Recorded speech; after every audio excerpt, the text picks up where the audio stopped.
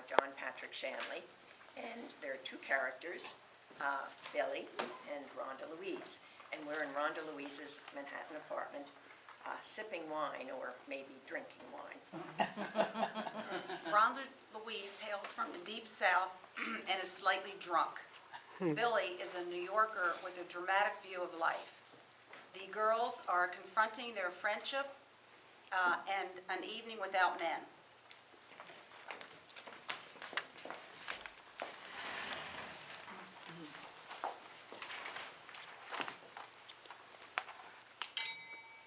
Don't we look grand? You look beautiful. You look beautiful, and I look beautiful. You look like a firefly in a nightclub, whatever that means. It was your remark. Well, it was meant as some kind of compliment. It certainly was, Rhonda Louise. Trust me. And here we are, and I'm stunned, sister. I really, truly am. You look stunning, and I look stunning. And this room is just the ideal place to show how stunning we really are. Like the oysters. Exactly. But where are the men? It was your remark.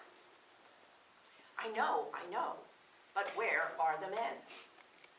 That's the whole point. Let's see, I'm going to ask. I know.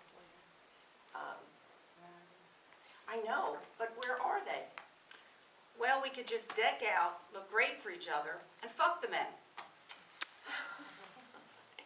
Is that line? I know. Give it I know, louder. I know, but you don't feel we're wasting our time. Oh, I know, but don't you feel we're wasting our fabulousness No, on each other? not at all, no. Not even a little? Nope. I know what you're saying, but come on. Wait, I know what you're hinting at, and that's not what's going on here. Besides, you're married. So what? So you're here without a man because your husband's out building buildings somewhere. You're here without a man also, since you kicked Jerry out. Stop, right there. That's a black lie. I'm here alone tonight because you knew your husband wasn't going to be around and you don't cheat. So you suggested this girls' night out, which is fine with me. But then don't turn around and tell me I don't have a date because I threw this one guy out of my life. That's just a detail. Sorry.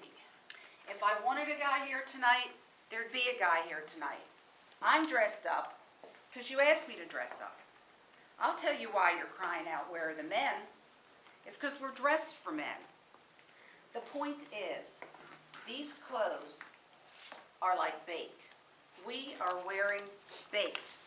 These clothes are like worms, only there's no fish to bite.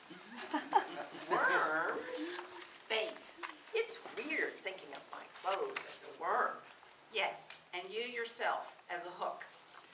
Especially since I've already landed my fish, Bob. Bob, the big mouth bass. Well, that's because you got to keep in shape. What do you mean? You got to know that if it came to that extreme, that you could catch another gentleman. You know, my father used to practice fly fishing in the living room. He'd be casting the fly in and about a sewing hoop, to the consternation of my mother. He was practicing outwitting the trout. It's the comparable thing to happily married women who flirt. They're casting flies in the living room. Is that what you think of me? Well, Bill, you are one of the worst flirts I know. Do you honestly think I flirt to keep in shape in case Bob leaves me? Yes, fear. That's one of the reasons. And I think you do it too because you want to screw the socks off the lot of them.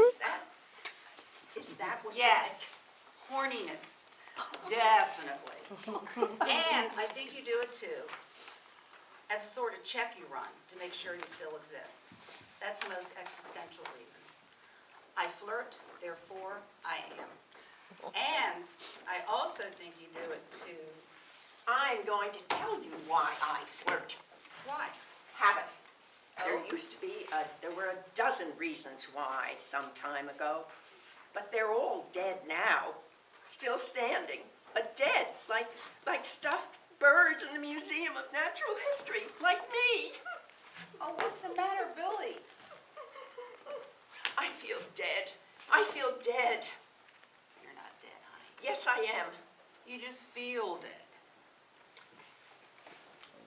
The other night, Bob asked me to marry him. But you're already married to him. He forgot. Well, we'd gone out for dinner and we'd had some wonderful champagne. And he brought me some pink roses, and the evening was just so... And he got carried away and asked me to marry him. That is just so dear. Oh, it was sweet. It really, really was. But that is exactly what it is about my marriage that drives me insane. I mean, I could kill. I don't get it. It's the courtship. He can't give up the courtship. We can't give up the courtship. It's been 3 years and we're still on the balcony, if you know what I mean. I thought marriage was supposed to lead somewhere. And not be just one frozen, terrific moment in time. I thought marriage was supposed to be an adventure, a grand adventure, like death. It's hard for me to sympathize with you, Billy. I'm sure it is. It's always hard for you to sympathize with me. Everyone's problems are always worse than mine. Well, you've always done well that I could see. And terrible. You've always had money, Yes, I have. and some guy that adored you. Almost always. You've been good looking, you have nice clothes, and you've always lived in a place that was great. But it's always been like photographs. And I want to be in a movie, an adventure movie, where a gorilla rips off half my clothes, and I marry the chief, and I go off to Hollywood and become a star, and give it all up, and become a nun in an insane asylum in France. And I learn to be secretive and unknowable, and I give it up. And I invent something good and useful, but the corporations and the businesses are trying to steal it and twist it into something evil. Billy! What? What are you talking about? Oh, I just wish my existence were more picturesque. And for this, you want my sympathy? No, I don't want your sympathy for that. I want your sympathy for an ache inside me that knows no name. All right. For that, you have got my sympathy. Ready for dessert?